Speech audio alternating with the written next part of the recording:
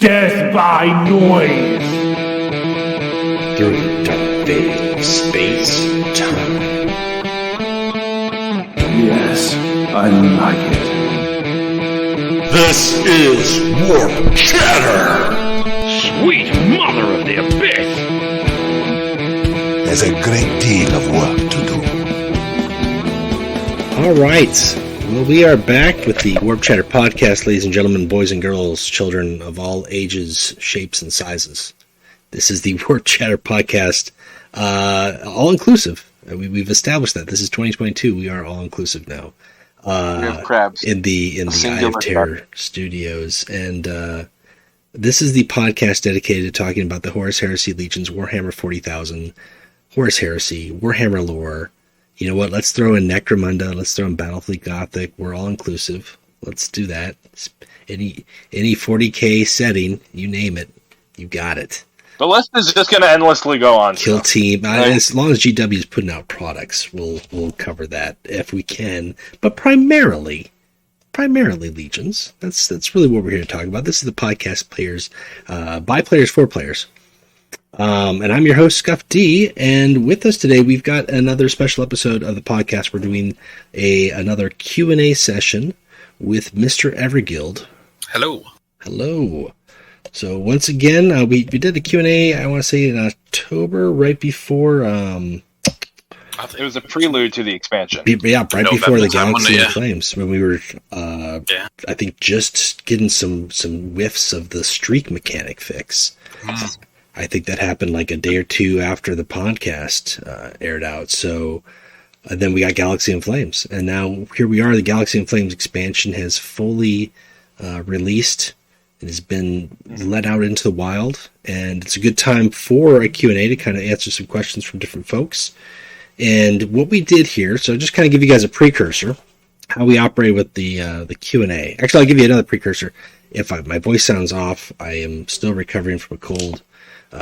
This episode was recorded like 2 days from our last episode, so it's not like the cold took like 2 weeks to fester out. Like it's not that long, but I'm getting over it. What we did is we sent out posts on the Discord, on the Reddit, and on the Facebook groups to let everybody know that Everguild's doing a Q&A. I think it posted a couple times in in-game chat as well to kind of direct people to those places, although global chat kind of has a quick rotation window, so I'm not sure how many people saw that. And then took questions for the course of about 2 weeks. I want to say it felt like 2 weeks. Yeah, 2 weeks, yeah. Yeah, and then compiled all the questions. Some of them were asked multiple times or got various upvotes, so try to, indicate those are more popular questions. Those are hot topics, as it were.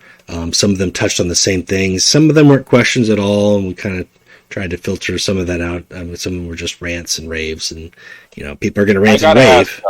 But this is a Q&A. Did we get any Night Lord buff when questions? Did we get more of them? We got one. I don't think we did. You got one, dude. Did we? We did. That's amazing. I love how someone's still pulling in even after they're now a solid troop faction. Yeah, they're like, you know what? It's not running around High Terra. When are you going to buff them again? We're not. When are you just going to make Terror affect a warlord? Come on. We got that list. We sent it out. Got the questions answered. We're going to take turns, Axel and I, trading off, asking the questions, picking Mr. Everguild's brain about the answers, and anything else that might come up. So before we do that, really quick, Mr. Everguild, for those who missed the first episode and are kind of confused why I refer to you as Mr. Everguild, tell us a little bit about yourself. So yeah, I'm the community manager for Everguild, mainly on Horus Heresy Legions. I am in the Discord and also on various other social media platforms, keep an eye on things, and I also keep an eye on any sort of support queries that come in. I reach out to YouTubers, like the videos we've done with Voldemort recently, or Border Prince, just sort of draw a bit of attention to the game. And I also coordinate all the releases and reveals with our various content creators. Right, and you hook us up with promo codes. Yeah, yes. We call them bribes, but yeah. I'll take it. Sometimes you need a little bit of bribery, though. That's just a fact of the matter. Yes, we do. Gotta grease the palms to keep the War Machine turn, I guess. Yes. It's a hype machine, is what it is. Hyping. Yes. All right. Well, are you ready, Mr. Everguild, to sit in the hot seat?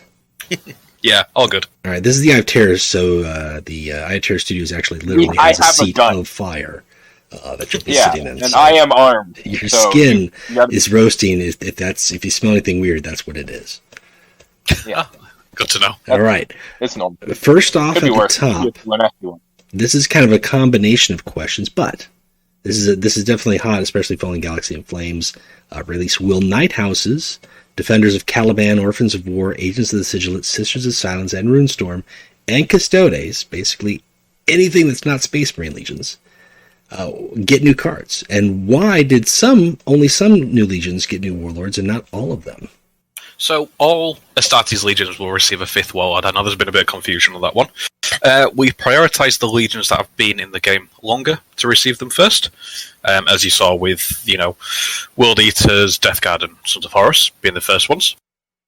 We'll be releasing the other 9 or so over the next few months or so. Obviously, in the event we've got Holgwyn or Scrivok. The events will determine who comes out. So say if one misses out on one, it'll come up again. So all legions will have a 5th Warlord. I can guarantee that. Non-Astartes factions will also receive a 5th Warlord later on, but probably not until the next expansion. All right. So, if you don't mind a follow-up question to that, if you can even answer that, the wording of that, does that mean, say, if we lose Holgwyn here, Holgwyn will reappear as an option, or will there be another Dark Angel Warlord? Yeah, he will reappear later on. Whether we mix him with another Legion's Warlord or another Dark Angel Warlord, it all depends. Okay, all right. All right. That's curious. And just a follow-up to that follow-up, a precursor, if you will. If Holgwyn wins, can we give him Event Warlord Pelagor's ability? Yeah, can we change him, please? I mean, that's a loaded question, isn't it? It is. Yeah, you that's usually say... You can't answer. Yeah. That's I will speak to the development team. All right. Because there's a reason why we wanted that ability, his original one, on Lion. It's because it was good. Now he's back with that ability. I like Pelagor's ability. Yeah. That's neat. Synergizes with quests. You could do some fun things with the mission, Forbidden Secret even. You could be a real man and play Lion and play both the mission and Forbidden Secret turn 1, but, some people are just scared. Yeah, no cards in hand build. Exactly. It's all top deck. You can draw your own. You can draw your own cards. Exactly. So yeah, the answer to the follow-up of the follow-up is we'll see. Okay. All right. You want to give us your general statement on missions? Yes, there was a lot of questions about missions, so I figured it was best to wrap them all up and just give a general statement on them. As you guys know, missions are something new for us, so we're looking into how they've been played, the feedback that we get in, and if and when things will need balance patching. One of the questions touched on whether they're meant to be played competitively or casual. We're sure that there are many ways for them to be played competitively. It just needs finding the right deck. Of course, balance patches will be needed down the line. It was something new for us. We think we've got most of them near or nearabouts right. The aim for the missions was to enable a new type of deck for each legion that's synergized with the new cards that were revealed in the Galaxy in Flames, without them necessarily being stronger than the existing cards in the card pool. I mean, for Night Lords, for example, we gave a fair few troops now Terror, which synergizes much better with the actual mission. So, yeah, missions, there was something new for us. We will be looking at them down the line, seeing how they impact the meta. All right. Now, I have a question, because I've noticed with missions, both the mission card, and I know the mission card is a tactic, because it can show up in Crucial Choice and be generated by other cards. But from my understanding was the reward card was not going to be played as a tactic, but I've had rewards copied by Remembrancer Order in the past in some games. I don't know, is that intentional or is that something that needs to be looked at? Remembrancer Order, I would need to check, but one of the questions later on, which we'll just drag up to now, Crucial Choice will be removing the missions from Crucial Choice and Pyramid of Foes. Leave them in! Okay. Mr. Everguild, look at what I just sent to you. I know. It just doesn't fit. As funny as it is to see Space Wolf using the Thousand Suns mission, it's not what we intended, so we will be patching it out. That's fair. Can I maybe put forward, though, that this is the perfect Crucial Choice nerf? Because now you have a chance to get what I got, literally nothing. For the folks at home, I was Fulgrim with Forbidden Secret, Sons of Fenris, and Sons of the Hydra. The fuck was I going to do with that? But it felt good that I got shafted. No, I was Fulgrim. Oh, that's even better. I couldn't make it. Sons of Fenris went well. Yeah, I took it simply to proc perfection. Yeah. That is a true nerf we need for Crucial Choice. The one, just a bunch of cards that we don't want. Well, I will have to check with Remembrance around it, though. Yeah. Well, that's fair, and I've just got used to taking Crucial Choice out of some decks, and I'm going to have to put it back in, but that's okay. That's the way of the game. All right, well, let's see here. Are there plans for ways to acquire cards more specifically, such as a crafting system or a way to target epic cards? So we've had this question come up in, pretty much every Q&A or every time someone's asked us a question about it. We think it's preferable not to have a crafting system. We understand it takes longer to be able to build your desired deck, but precisely because of that, it makes it harder for all players to simply, copy the best decks that, Vapix or Leahy's running or Midnight's running. And then everybody will just have the same decks and it'll be boring. Yeah. That's why the ladder and the meta changes so quickly as it does, because people are forced to experiment. And to be fair, the gem shop isn't that bad. It may take a while to cycle, but it follows a pattern. I figured that out really early. I now know when the legendary I want is going to be in shop, so I have my gems for it. And at the end of the day, we're a card game.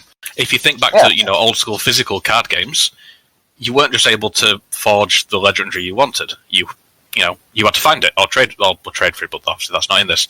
Trade for it, he says as he looked at the camera. Trade or go to the store and pick it up as a single purchase. Whatever way, you had to acquire the card to put it in your deck, and that, half the time that was the hunt. And then, especially for anybody who's played the CCGs prior to 1998, 99, the internet was in its founding stages. Deck lists were not readily shared or widely available. You would get a deck list maybe from your friends or the people at the tournament if they were willing to share with you, but that's it. Like, you couldn't just hey, who's the top player in the world? What is he playing this month? I'm going to copy his deck card by card.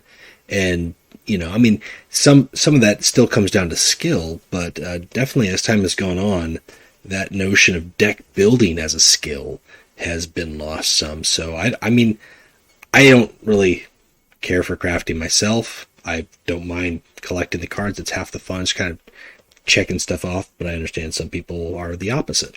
Mm-hmm. It's not a system that'll suit everybody, but it's the system that we've chosen to go with because we think it fits the game better. Yeah, it makes sense. Mm-hmm.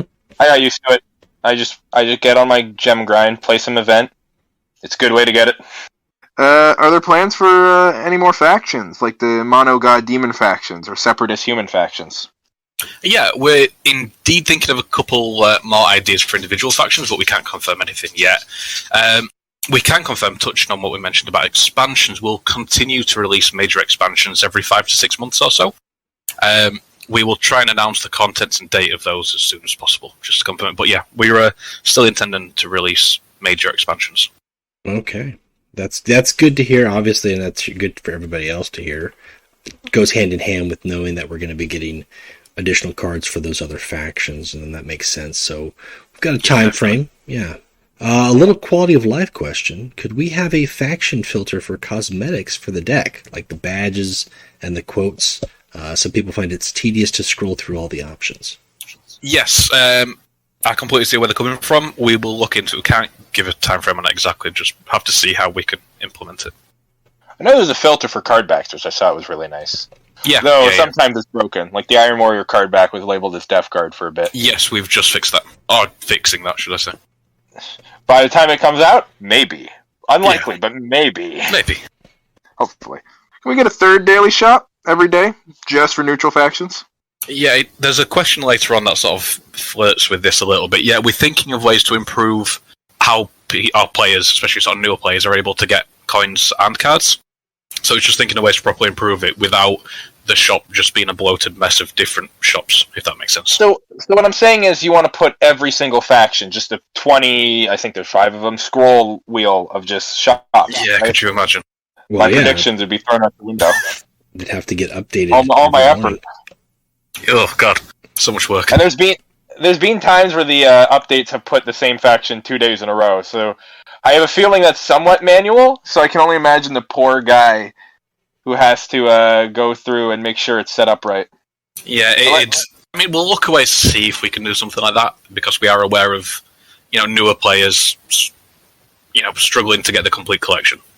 All right. Well, this is a question I've asked in the past before, and it's still a valid question from the community. With such a broad and diverse card pool, are there any plans to make the game more accessible to new users? Is there a scope for us to buy all the cards with certain expansions for a fixed fee? I know, like when we had the several, not all, but several of the Galaxy and Flames factions, they had the ability, with one purchase, you got the warlord and one copy of all of the cards for that faction. So that was I thought that was actually a really great thing for new players. I liked the fact that 2 of the missions allowed you to get Kroger and Syafa for your campaign.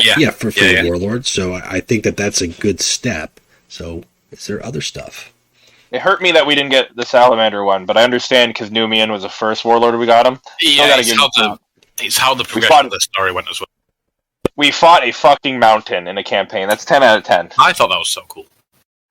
That was great. I enjoyed it. I laughed when I saw a mountain. I loved it. Going back to the question, so, there's a constant influx of new players, partly through to the ongoing sort of marketing efforts that we do when it comes to, said, outreach and various other bits and pieces. We try to work in parallel on features improvements for veteran players and newcomers, so there's something new for everybody. The single-player campaign was designed to help new players learn how to play a Legion and start collecting. There's something that we mentioned at the last Q&A as well, so we are excited about an upcoming feature called its mentoring system. That's sort of the name we're giving it for the time being. It's designed to encourage veteran players help newer players move through the initial phases of the game. So we will be bringing that in. I can't give you a time frame on it yet, but we are going to be introducing a mentoring system. Okay, and is that we're talking assistance in decks, in collecting? I don't know if you can give specifics on that, but maybe at some point when we're ready to see it, let us know. Yes, there'll be various ways. We're thinking of all the ways it can be implemented without being sort of, with it still being useful and not easily abused, for example. So, yeah, it's something that we're definitely releasing. It's just finding out the correct features for it. Emblem, moto, and card back customization should be able to be done in the deck editing screen, not on the battle screen. Please move these options there. Can we get better filters for cosmetic selecting? So I can't give you a solid sort of, yes, we'll do this, or no, we won't, but getting the user interface is probably one of the most difficult things in this game, aside as balancing the actual game itself. So it's just a bit of it's a balancing act on making the interface suit as many people as it can. Makes sense. Right. What are the individual experience thresholds for each level? And what will the new level cap be? So this is a new thing that we haven't mentioned before. Rather than simply raising the level cap to 200, we're preparing a more elaborate system with prestige levels. So we're basically aiming to remove the cap altogether. People will get a cosmetic signifier for that to show off that they've prestiged however many times. And we're looking into other ways to sort of reward or show it as well. So yes, we are getting rid of the level cap and introducing a prestige system. Well. Nice. I like it. It's better than just seeing 101, 102, and then just, go up for so many. Yeah, and, we want to make it so, because a lot of people were level 100, for example, they will have 99% of cards in game. Yeah. Or have enough gems to buy everything. So we want to give them a bit of something else to represent their level and how experienced they are. Yeah, you get that level 100 crate and you're like, oh, it's a legendary that I've already got. That's fantastic. But if you're getting a cosmetic that you can only get that way, that's pretty cool. Yes, exactly. So yes, we are bringing in a prestige system. I like that. I like how Necrons is included in this question. Are there plans for Necrons and other playable Xeno races? In principle, no. It's a question that's come up a few times before. The Horus Heresy, it was fought by humans, ignoring the Cabal, obviously. It's a civil war within the Imperium. Ignoring the Eldar who would scream at the Imperium occasionally, but not really participate. Yeah, they weren't participants. Obviously, they were there during the Great Crusade, and, they existed at the same time, but it's not the Horus Heresy is not about Xenos. Yeah. So I love this question that we keep getting of can we have blank, but more often than not, it just doesn't fit in the Horus Heresy timeline. Like, can we get the Grey Knights? No. Can we get the Tau? You're about 8,000 years too early. Can we get the Necrons? They're sleeping? Just as a pitch, and now that I'm just thinking of it, just as a pitch, and I don't know if we get to this later on or not, because I know a question was asked about raid events. But could it be possible to have like a flashback raid event at Ulanor? That could be fun. With a certain species as the boss. A green one. We would have to have conversations with Games Workshop, but I couldn't say either way on it. I'm just a pitch. Yeah. All right. I like the idea though. Yeah. According to Everguild staff, are there any Legions factions that they feel are generally too underrated or haven't had their potential really tapped by the player base, or are there playstyles? Are there other playstyles that the game can offer? A bit of a sort of a difficult question to answer, I suppose. I mean, we strive to allow for different types of decks to be competitive at the same time. And, it's always nice to see on YouTube where you've got Vapix making a crowdfunded deck that does really well when everyone thought it's just a bit of a meme. It's not that we prefer one type of playstyle over another. We love the variety, but in the latest expansion, for example, we tried to reinforce troop-based decks as they seem to be falling behind significantly, and with the recent change to some of the neutrals, that's how we're trying to shake it up to make sure everything is playable rather than just a burn deck doing really well, for example. Does EG have any new information about the new game mode that has been in development since November 2019? I know that this question has been asked a million times before, but we have not heard a single thing about this since the 29th of December 2020. He's got his dates down. I don't know if they're right or not, but I'm going to take them for a fact if he put them there. But I think it is fair to ask again. And if possible, please respond with some new info about it. And not just it's being developed. The mode has been. We can confirm it is actually in development, as in we're not just thinking about it. It is being... people are physically working on it. It is going to be a really big sort of change to the game. We can't say for sure yet when it'll be ready to announce a release. And I'd love to talk about it in more detail, but things could still be changed. And, I wouldn't want somebody saying, well, you said it could do this like 7 months ago. We've only been saying that for 2.5 years. I mean... Yeah, we don't want it to bite us in the backside. But, yes, it is actually in development. We're not just thinking about it. People are working on it, and it's going to be a big change to the game. Just deletes all our decks and puts us in the 40k. Get fucked. Well, I mentioned it before, and I mean, maybe a little bit to tie in with the game updates and size of the game, because I know we've talked about this previously, where we don't want the game file to be so massive, but the Legion's game file is relatively small compared to some games that you get mobile, and you have access to it through Steam as well. So, I mean, if there's ways to expand it, and the game size goes up a smidge, but we get a ton more features and content and modes, I'm all for that. And I don't think anybody would be opposed. No, it's just finding the best way to do it. If somebody's looking for a card game to play and they see it's 500 meg, it puts them off a bit if they're playing on the phone because it'll take a while to download. So we have to consider the new player experience, or keeping or getting players to actually download the game. It's all the things we have to consider, not just that we don't want to make the game bloated. That's fair. Although, as a counterpoint, before we move on to the next question, I would say that if I saw it's very sizable for a card game, I'd be like, there might be something to this. That's fair. That's just my no take. Comment. Yeah, that's fair.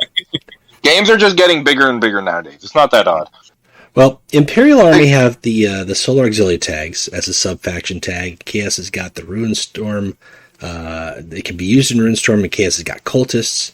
Is there any plan to give Mechanicum cards something similar? So they're obviously aiming for the Dark Mechanicum. We are looking into ways to do this. We do want to do it because, it's fits, and Dark Mechanicum is super cool as well. Can't promise anything in regards to a time frame, but yeah, we are looking into how we could implement it. Would there be possibilities for other factions or even just warlords to kind of use similar things the way Ruinstorm can only use one neutral faction, or the way we've got Rom, who is available with a certain deck composition. Is that something that's also being looked at possibly at some point? Potentially, we don't want to confuse players by introducing too many sort of new things at the same time, but I can't give you a yes or no on that one. Okay, all right. We can accept that it's confusing to new players for now. All right, it may or may not confuse us. I'm confused already. Will campaigns be replayable? Would it be possible to play an older campaign if you completed the current campaign? Started playing at the tail end of Cygnus, and I didn't get the card back. But I would love to play 3 campaigns I missed in completion. Yeah, we are looking at the best way to bring old campaigns back. It's not a done deal yet. So one of the things that we're concerned about is, we don't want to make the game just a PvE experience. The game is PvP at its core. So we're a bit conscious of changing it to just a PvE experience, and that's it. No, people don't go out and play on ranked or practice, for example. Yes, we are finding a way to implement previous campaigns, since they are there. On the note of the PvE, are we going to see some new bots with some of the new cards? Yes, potentially, yeah. Can we get some new bot names? We need need more misspellings and puns, please. Yeah, they're great. I need you to add one that's called Necron or Orc. Just add a spite. That way, it's in the game technically. Technically in the game, you can't play it though. Is there add bots that can sometimes have Crucible warlords? Just 1 in a million chance. Nope. Is there any chance that there will be a test team? I know a lot of people would gladly volunteer or even sign a non-disclosure agreement to do so. Yeah, we did come up before. We're just concerned about separating one bit of the community off to another and creating like a 2-tiered community system, which we really don't want to do. If the game gets really big, we might look at doing it on a very small scale. But yeah, we're just conscious of quarter of the community, insulating themselves from the other part of the community, which we don't want. Can we ask for deck slots as a tournament reward, Mr. EG, please? Can I actually ask for deck slots to be removed? That's it. I didn't make you ask that question. You asked that question yourself. No, we won't put them in as tournament rewards. We'll just release them for everybody when we do.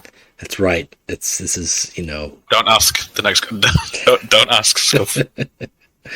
When will the devs approach to rework Custodes troops? The tactics are fine, but the Sentinel trait, especially on cheap troops, is by far too punishing to play any of these. So there was a few questions similar to this. One of them talking about Angron, one talking about Night Lords again. When we was talking about Stalwart Defense as well. When it comes to balanced patches, we look at the grand view. It's very, very rare we target one particular card or particular warlord to do a balance patch on. We look at the overall sort of view on the entire meta report and how they're played, any complaints we've had from players. We coalesce it all together. So it's very, very rare that we will just release a patch saying Stalwart Defense is getting nerfed to this. It's a much bigger picture when we come to nerf or rework things like Custodians. I can't say we will or we won't yet. When we come to the time where Custodians, maybe when they're getting a new expansion, we may have a look at their mechanics. But I can't promise anything on Custodians or any particular card until we actually come to it. Can I spitball something? Maybe a bonus to your warlord if he's suffering from Sentinel, for a couple of them at least. I mean, I'll add it to the list. Sentinel hurts. It's meant to. Yeah, but it hurts a lot. Alright, next question. Can we have 2 lesser balance patches per month? We'll do some amount of when will they fix X posts here. Ties into what I was just saying before. With the system we've got now, where it's just usually 1 a month, we might do another if there's something direly wrong, for example. But, we don't want to be changing things every week or two, because that genuinely is confusing for players. So yeah, we try to be consistent, and if there are things that don't need to be changed, we're not just going to change it for the sake of changing it. I think that's fair, and I know, obviously some people would like to see the half patches or hot fixes. Obviously hot fixes if there's like an emerging, like, man, this is a problem, this one card was bugged or there's an issue, that's a different thing. Yeah. But we talked about it the last time you were on, and several times since with other players. I think the patch approach that you guys have done for almost a year now has been pretty good. The first week of the month, typically, aside from the release of Galaxy and Flames, which saw some major reworks in general, we get a significant patch, and it's enough to open up some possibilities. It's enough to kind of shake up some stuff that's been sitting and stagnant, or frustrating people for a bit too long. It may seem like it takes a while to get to it, but at the same time, you know it's coming, and there's meat to it. So I personally enjoy that. Oh yeah, yeah, they're great. The monthly balance patches, they shake up the meta every time they happen. One way or another. I think it's consistent enough, to be honest. Plus, the meta always should be shooken up. Well, people get upset. Oh, it completely shifted. Yeah, it's a balance patch. Yeah, and when you know it's coming, or you know, like, hey, next week I think we're getting the patch. You know, you can have some hopes. Yeah, I agree. Will we get new neutral warlords? I've put next to this maybe with a smiley face. I'm gonna take that as a yes. So I mean, it's with the action. Smiley face. I mean, there's a. I don't know if I want action. Yeah, there's a good chunk of neutral warlords from the events that we haven't seen. So. I really want the Hierophant so I can get paragraphs spoken at me every time he emotes. Such a good warlord. Oh, it's a solid maybe. Yeah, solid maybe. Oh, give us Pious, please. Oh, Survivor all the time. Yeah. All the time. And it fits his character, I suppose. But... Yep. It does. Give us him as a Crucible boss. I may have to workshop with you. Oh, jeez. We'll discuss this. New cosmetics when? Bit of a weird question. You know, they keep coming up in timed events. Collector's item with premium decks, the campaigns, next expansion, obviously. Yeah, I mean, they're not rare to come out, I suppose. And yeah, they'll be coming out in the next expansion as well. What will happen to the factions that didn't receive new cards this expansion, with the direction the game currently takes, which is more troop-focused? Will there be buffs, reworks to warlords that don't play many troops like Angron, Karn, or Khan? And I know we talked a little bit about this previously. Yeah, so the first bit of the question about factions that didn't receive new cards, Orphans, War Sisters, they'll be coming out in a future expansion. We can't, on the later bits of that question, we can't force players to use troops. If they want to make a burn deck, they'll make a burn deck. We can only make all playstyles viable to a degree. Some legions might do better than others at face bashing or burn decks, or utility play, like Alpha Legion, for example. We just have to make it so it's all legions have a fair fighting chance. That's fair. Are you guys planning to tone down the amount of randomness in the game so the game is more about skill? No. Part of the game. Yeah, we had this question come up last time. RNG, it's a core part of the game. The randomness makes it less predictable, and I think it makes it more fun, to be honest with you, so no, we won't be changing that. Okay. Well, somebody wanted me to ask you about the achievement points and leaderboard and achievement rewards. They wonder if there's an opportunity there to add some extra depth to the game with the achievements. No plans in the short term for that one. It's on the list of things we can look at, but it's not a priority at the moment for us. The meta report's pretty great, but pretty uninformative. Is Exodus at number 8 with a trap spam deck or a face bash deck? I'd be impressed if it's a face bash deck. I think a card usage breakdown to be superior. I know MTGA. I'm guessing that's Magic the Gathering Arena. Yeah. Okay. Looks at specific card usages as opposed to archetypes, and if that player is able to see the things, any plan to improve meta reports? We are looking at ways to do it. I mean, mentioning archetypes, what is an archetype in Legions?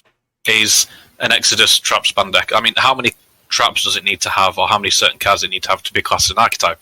And then we have to think, how do we measure that? Because people can change the decks randomly. It's balancing the amount of time that goes into it, because they do take time to put together and pull the stats, the meta reports. The time goes into putting it all together and how informative it really is. If somebody sees an Exodus at number 8 on High Terror, they will know it's most likely a trap spam stun deck, because it's an Exodus deck. It's not going to be a face bash deck at the end of the day. So we have to think how informative it's going to be at the end of the day.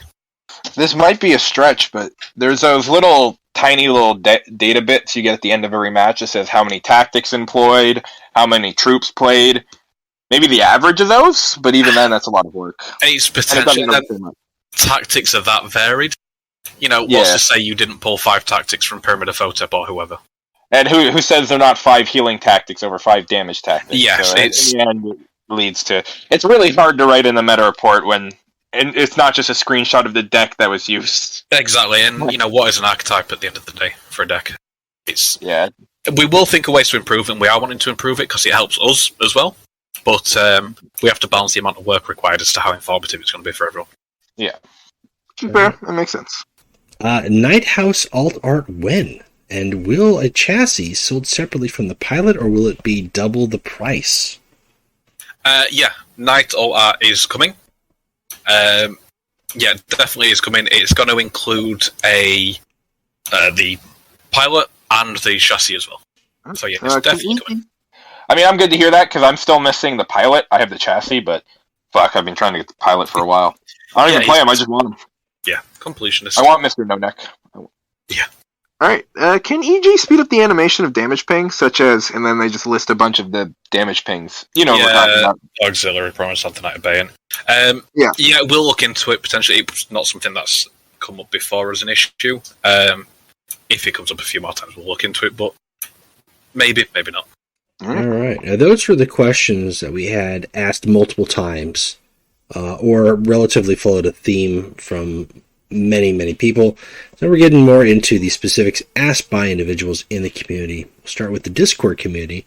Licarian Ape, who asks, what would you like to most add to the game, but you can't? Xenos. We'd love to add Xenos in. And Observer Mode. A few people have asked, a lot of people have asked for it. It's just with how the game is, it's pretty much impossible to implement, but we would absolutely love to do it. I love how you guys programmed bot match replays. Yeah, it breaks when you do an update, but if you don't, it's an ingenious way to do a solution to a problem. Yeah. All right, is Karn going to get changed? This from I want to say Deuce. I don't think there's any problems with Karn.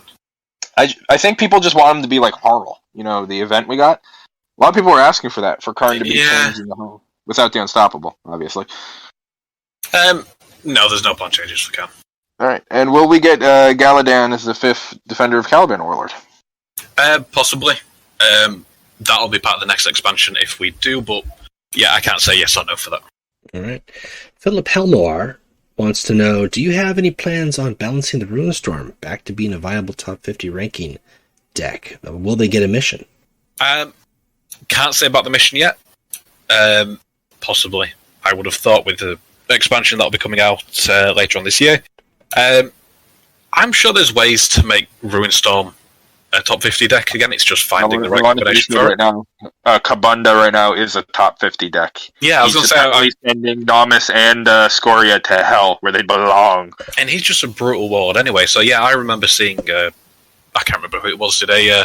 Video about him recently. Yeah, it was Pirate.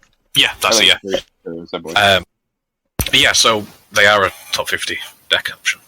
You gotta do some thinking, which some people don't want to do, but that's fine. I mean, good thinking and Kabanda, wow. It's kind of an oxymoron, if I'm being honest, but how it works. Game design question.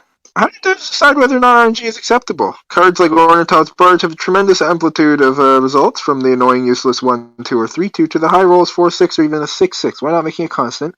Do they intend to go crazier with the campaign? Oh, well. I guess, is that a separate question? I don't really know. Do they intend to go crazier with the campaign? Do they take any inspiration from other card game like Hearthstone? And what do they like the most about them? What do they dislike? Any plans for more animation, really? So, I'll answer the top first. RNG, like I mentioned before, it's fun. The unpredictability changes it up. It can be quite swingy. You're as likely to get 3 1-2 winter squads as you are to get 3 Ogrins, for example. That's just part of it. No card is useless. Even a 1-2 from line is not useless. 3-1 isn't useless. Winter Soldier beat Buddy Rose. So the RNG, the randomness is what makes the game. It's a core part of the game, so we're not going to be changing it.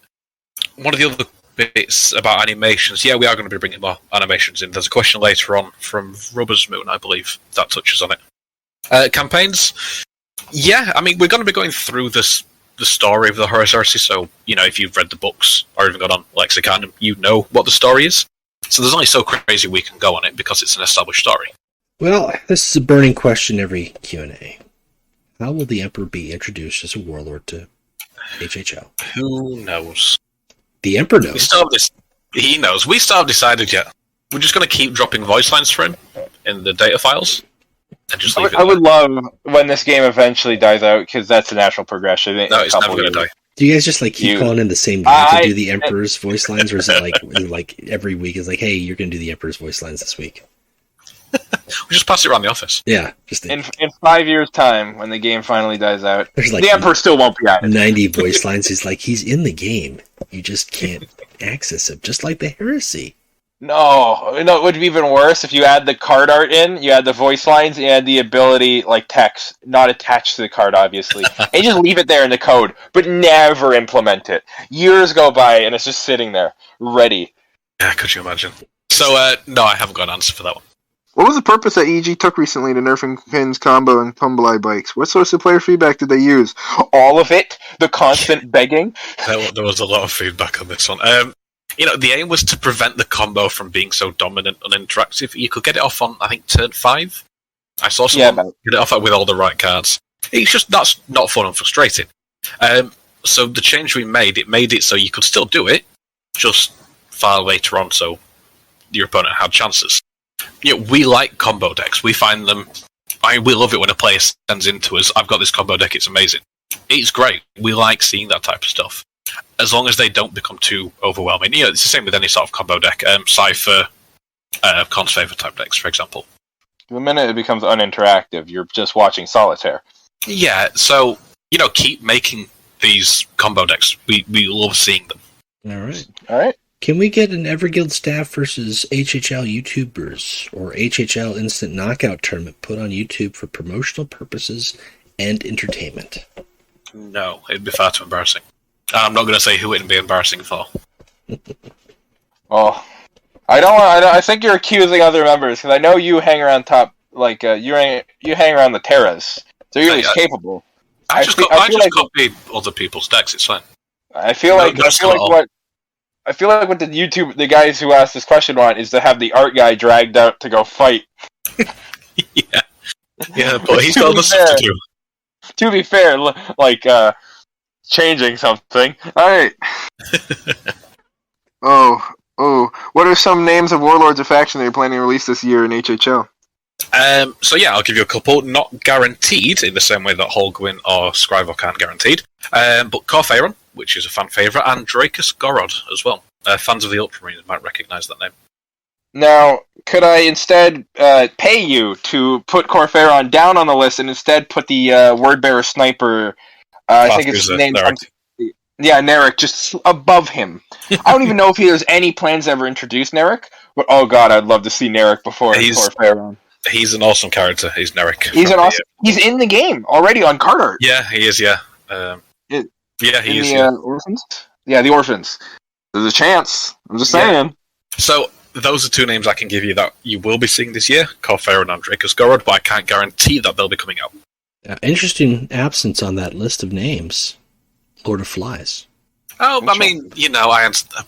I think I answered that. The last Q&A, to be fair. That's right. You answered that every Q&A. Okay. Lord of Flies will be coming up as a possible reward at an event. That's it. In the same way Corphaeron and... the gauntlet is being thrown down. There you go. In the same way that Corphaeron and Drakus Gorod will be as well. People are going to start burning houses down over this. They might. It could be bad. It could be ugly. Which alt art deck has been the most popular? So we had to go back and do some digging on this one.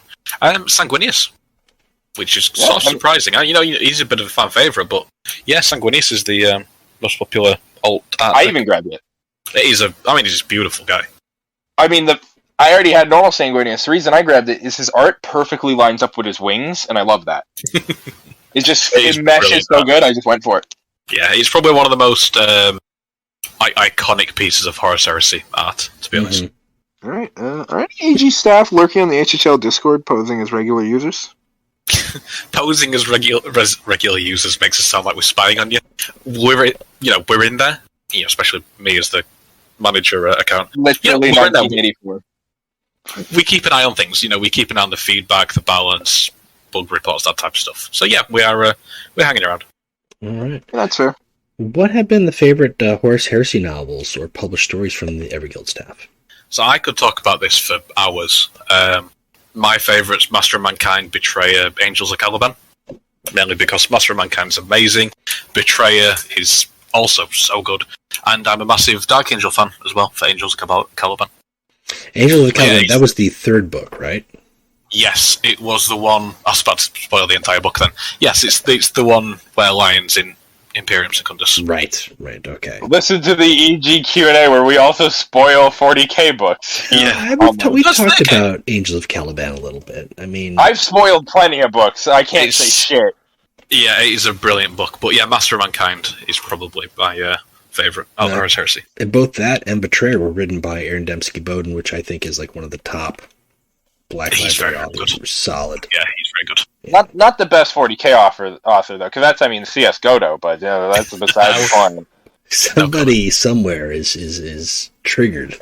Somebody somewhere has just mailed me a bomb. Somebody somewhere is reminiscing of backflipping Terminators and with multi-lasers. Yes. Yeah, I remember that. No, what was the best of the Terminator stupid shit? Was it Caber tossing a Terminator? There's some stupid thing in one of the 40k books where a Scottish chapter, I forget their name, they're from the Fantasy Flight games, just tosses the Terminator. Stormwarden, there we go. Yeah, there's a way you can build it in one of the Fantasy Flight games where you can get your strength that high, you can throw Terminators. Oh, I love that. I love it so much. There's some cool stuff with Terminators, like in Angel Exterminatus, a Rhino gets thrown at Foryx, the Iron Warrior's first captain, and he just stands there and takes it, and it crumples around him. There's so many cool scenes in the Horus Heresy books. That's amazing. Alright. Some mechanics like Alpha Legion traps and Imperial Fist stalwart defenders aren't that fun to play against for some players. What are EG's thoughts on the matters? Does it warrant a consideration of a card or mechanic rework, or does it not represent a substantial enough relative negative player experience? That's a lot of mumbo jumbo. I know what they're getting at here. It basically, we're not going to rework an entire Legion's unique trick because they're hard to play against. You might have a really bad run against Raven Guards, so you might think, how can I possibly beat these? They're overpowered, they need a nerf. That's not representative of the entire player experience. I've beaten plenty of Raven Guard, Alpha Legion, Imperial Fist decks, even when they've got their sort of gimmicks off. If it's frustrating for everybody, like a certain Korvax Utterblight was when he came out, then we might look to fix it, but just because their sort of Legion trick is not fun for some people to lose against, we're not going to rework the entire thing. Otherwise, we'd be changing things every week or two. On that note, can we get day one secret orders back? Oh yes, let me stack secret orders and also let me put them on my own troops. Let's make them crazy. Can I put Alpha Order, please, on my own troop? I try to imagine that. No, I mean, understandable. At some point, those games become negative play experiences. But like you said, like if you're able to beat, and all factions can be beat with their tricks, you just have to know what to press and when to press, and that's it. And sometimes you win, sometimes you lose, but nothing is unbeatable. And when it is, like Kumbla Bikes, it gets addressed. Sometimes you will have the perfect deck, but you'll just have bad draw. Or you'll drop defense satellites and you'll get all once. Or you'll do Onatop's Barge and get a bunch of Winter Squads. It's just part of the game. Yep. It's a card game. And the more of it that can fall on the sacred D6 that Games Workshop loves the most, the better for Everguild. Well, Mortem asks, can you ask Everguild why they can't seem to decide what type of deck Iron Hands are? Vehicle burn or troop buff? I mean, we don't want to make them a one-trick pony, because that's boring. We want to give players the option to choose how they go. So, Imperial Fist, for example, you can go turrets, or you can go Astartes, or somewhere in between. Iron Hands, you can go vehicles, or troop buffs with all the powerful relentless abilities they've got. We don't want to make any Legion or faction just do one thing and that's it, because that's boring and not what we intended. That's fair. Ooh, I like this question because I wanted to know where they were. Are you planning on adding the Armiger? I think that's Armiger, Armiger. Pattern chassis or the Dominus pattern chassis for the Night Houses into the game? Not for now, but potentially the future expansion they've got coming out. Hell, I'll be happy if an Armiger is a troop. Yeah, Armigers are really cool. Small. They're small. So yeah, we'll look at ways to possibly implement them if we can. But no guarantees. New chassis is your weapons cost one less plasma to use. Ooh. That's not a bad idea there, Scuff. You do that. there's an issue with that. If you do that, and then if I can play a Hecaton Claw and survive a turn, I win the game. Yeah. I instantly win the game because I can then put down Boast Attack Priest and infinitely spam the attack button. Oh, Atropos. Graviton Cannon. Yep. There's... No matter how cool... I feel bad for EG, because you guys must go, oh, this is so cool. Oh, wait, these cards will completely break the game if this is implemented. There's a lot more balance testing and stuff than people realize, I think, goes on behind the scenes. He is just like, right down, like, that's it, put it in the game now. Let's find out what happens. Things do slip through the cracks. I was going to say, we had at one point the Storm lowering tactic cost, and the 1 Alpha Legion Legendary Troop. Yeah, I remember that. So yeah, anyway, there is a lot of balance testing that goes on behind the scenes. Things do slip through the cracks, though. And that's where we rely on the community to let us know, and the merit report to point it out for us as well. Only natural. What about any in-game co-op feature in the future? Yeah, we think that would be really, really cool. We don't know how to implement something like that at the moment in the game, but it'd be cool if we have the idea to do it. Something comes to us and like, oh yeah, we can do this, and the system will the engine will allow us to do it. Then we will. I mean, that's fair. You can only do so much. Yes. Well, I think this is a very similar question to what we got earlier. But since Imperial Army have Solar Auxilia and Chaos Cultists have, Chaos have Cultists, why not give Mechanicum a Dark Mechanicum tribe or Heretic? Because I guess that's what they're technically called. Is that an option? Yeah, possibly. Same answer as before. Yeah, we'd like to. It's just how we go about introducing it and what we need to change. Would you consider weird monthly events to shake up the ladder, like a plus 10 hit points month for every warlord, or 40 cards in every deck, or XYZ campaign from the campaign is available to players? Or, I'll just add on to this list, because why not? Would you consider something like... I said he can't stop you from adding questions. Just like, what about like having the mods run Crucible bosses or other stuff in the ladder for just like a weekend? Put Kel in ladder. We like shaking up things, but not shaking them up that much. So you like shaking the pot, but not pouring the pot on the floor. Yeah, so that's probably a no to that one. Poor That's buddy fair. who That's fair. puts Kel in ranked by accident. Why Orders from Terror gives 2 attacks with Bloodthirst, while any other cannon to act again provides only 1? Yeah, so we're looking at the best way to standardize this to make sure they all work as we want them to. Like Lehman Russ, for example, only 1 extra attack, even if he's got Bloodthirst. While having the text clearly indicate what they mean, so there's not this confusion. So yeah, we are looking to standardize how that's how the wording and mechanics work. Yeah, because in my opinion, that shouldn't be changed, but the text probably should be. Yeah, I don't need Lehman Russ. Yeah, just as long as it's uniform, Yeah. Mm-hmm. Yeah. Not Mortem asks, Yoey G, what sort of untapped community-generated content did you guys want to see? HHL meme deck, only tournaments on YouTube, more HHL stuff posted in Korean? So, content in other languages is always great. We'll always, support that however we can. Personally, I like seeing the crowd-funded sort of meme decks, and I always like to see it when they do really, really well in like High Terror and stuff. They seem to get quite a lot of sort of views from what I can tell. So, yeah, I mean, we'll leave it to the content creators because they know their fan base. Scuff, for example, you will know your audience better than I will. So I'll leave it to you to make the best content for your guys. But yeah, I always like to see more content on YouTube for everyone. That makes sense. So, Scuff, basically, you have to rebrand your entire YouTube channel right now as Hearthstone. No. See what happens. Wait, you know what? I'm going to take... We are not Hearthstone. Slam. You know, what's funny is every time I've seen people post this game, the YouTube will just assume it's Hearthstone. Mr. Hearthstone's coming down the entrance ramp. He's got a mic in his hand. He's like, I just want to make one thing clear to everybody here tonight. We are not Hearthstone. And in that ring, it's going to be 1, 2, 3, Everguild, HHL, World Champion, baby. So much cooler than Hearthstone.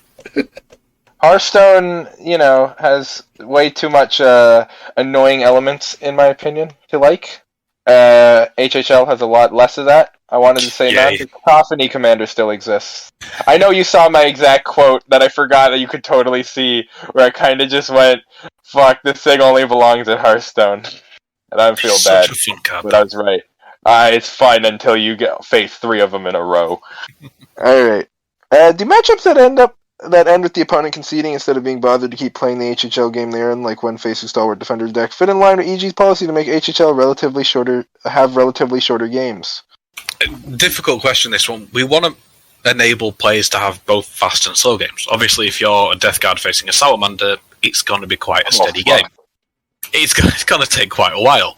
Whereas if you're a Khan versus Shabrandar, or a Khan versus Angron, or other face warlords, it's going to be a short game. So, we don't want people conceding games, because we think everyone should be viable against everyone else, either with the right cards or the right draw. To be fair, they are. Like I've had, there's very few matchups, like, I actually can't think of any matchups where it's an auto loss. You can struggle through. I've seen auto losses due to bad hands just become wins. Yeah. You have to believe. In the heart of the cards. That's a different game. Is it? That's what you want us to believe. What is your favorite HHL faction to personally use, and what is your HHL faction, your favorite one from a design standpoint? So, my personal one is, I got to Terra with Nubion, and this was when Nubion first came out, so all he did was just use his ability on Farron's Militia, and it was pretty much a done deal. So he'll always have a special place in my heart. Now all the factions have been released. Agents of the Sigillite are probably my favourite. I love Seals with Malkadon because it's just fun. The studio head, however, I was talking to him about this question, he loves Ornatov because he's old school and he's great. So he loves getting Slayer of Worlds down to 3 cost and giving it frontline, just because he finds it really funny. So yeah, there's a good mix. Yeah, well, and it's what's cool to hear too is, enjoying it for different reasons, because that's the whole point. Like, some people like to play whatever wins, but when you've got, like, I just like to do this one thing because it's fun when it happens, or that's the deck that I used to get me to, Terror, whatever it is, like, everybody's got that one that they just, they either gravitate to or they just have a special place for. So that's always kind of cool to hear why. I call it the comfort deck. There you go. Yeah. It's like when you're having a bad run, you just go to this deck and it makes everything better. Hey, that's fair. I gotta agree with it. Alright, and I love how I get these really, really short questions. Are there any new HHL game translations being planned? Not for now, no. Nice and short. You heard it here first, folks. There you go. In the future, are we going to get new PvE content in Legions that is non-campaign content? Yes, you are. There's going to be more raid events, for sure. Are there Titan events, though? You've just jumped to one of the later questions, but yes, I didn't see it asked. There's going to be. It's like a few questions down from one of the guys in the Discord, but there will be a Titan event this year. Oh, there he is. Okay, yeah, I found it. I didn't know if it was asked because I thought they held back on it this time around. So yes, raid and Titan events. A raid and a Titan event at the same time? No, I don't think at the same time. Crucible Sinister. Oh, could you imagine? Crucible Sinister. No, there will be raid events and the Titan event this year. Very good, very good. You just made a lot of people happy, and by a lot of people I mean exactly one person. Alright, why are EG insistent on Iron Warrior troops using siege abilities when they have stated they want a fast meta for the game? Why did they make such bizarre changes to Forex, since changed again, but the point stands? Yeah. This is one of the questions, well, similar question for the last Q&A. We prioritize the feel of the Legion above pretty much everything else. Iron Warriors are all about siege, so it would be bizarre not to have some sort of siege mechanic in. And the way we've done it, we think it's the best way to represent their siege mechanics. Forex, for example, we changed it, wasn't working as we intended, and we changed it again. Yeah. And I think, they're all... Barricades are better. They all play differently now, and I actually enjoy... I've been playing Kroger off and on just for whims, mission Kroger as well as like just a standard burn Kroger. I've had a lot of fun with them, and it's an Iron Warriors deck, which is weird for me to say I had a lot of fun with, but with the new cards and some of the changes, like I've gotten off the mission a bunch of times. It's just when you play it, and like that's for me, like that's the kick. Like, all right, cool. May not win, but that was the whole point when I was playing this deck. And then you play the other ways, you're like, all right, time to just bulldoze over some civilians and drop some viral bombs. Like it's very usual. Yeah. It's worth mentioning, just while we're talking about Iron Warriors now, there's a question later on about Barricades. I was really curious about this one. I didn't know if it was asked or not, so I was scrolling through the list. If not, I was about to bring it up. Yeah, so Iron Warriors Barricades, the ones that are made by Kroger, they're Imperial Army troops at the minute. They will be getting changed to Iron Warriors troops so they can benefit from various buffs. All right. I always thought it was fascinating that they were labeled as Imperial Army, because nothing in the Imperial Army makes them. Not even Ornithop's Barge. I think at once upon a time in the tutorial missions, we had something that spawned Barricades as an Imperial Army unit. I think that might have been it, but yeah, they're going to be changed to Iron Warriors. It's like how Chaos Spawn is a Word Bearer troop because of that one time because they can produce them very limitedly, but then the Chaos Spawn Warlord who can also produce them. Chaos. So if you actually go on him, you can't find what the fuck he makes until you go in the Word Bearer section. Yeah. Little things like that. G-Man asks, why did you buff Emperor's Children again when they were already top tier after Kinza? And is it intended that foiled plans, despite saying it jams first, deals damage to drop pod rather than the unit inside it? This is not the same functionality as Maeda's Cruiser. Regarding foiled plans, we're releasing a fix for it. It might already be out by the time that this podcast comes out, but we are sending a fix over for that. Emperor's Children. It was less of a buff and just more of a change. I can't actually remember what the change was. When we changed, it was minor. Kinza, I think it was quite minor. It was like hold at all cost price, like cost increase. I think. Yeah, it was just fixing it to what it should have been when we changed it last time. And there's a few other things. I wouldn't even call it a buff, to be honest. No. I'll actually check it here. Just you guys carry on. It was like a sidestep. Emperor's Children. Diversionary Tactics, stun an enemy, perfection, deal 1 damage. Longinus now has perfection, draw a card, and hold at all costs, increase cost by 1. Is that enough to really warrant them becoming top tier meta? No. Is it nice that Longinus can now lower my Fulgrim perfection so I can turn into a snake? Yes. I have no complaints. Yeah, I think more of a side move than a buff, that one. Yeah, I'm fine with that. Then Agrash wanted to know, any possibility of a Crucible boss versus Crucible bosses game mode one day? No.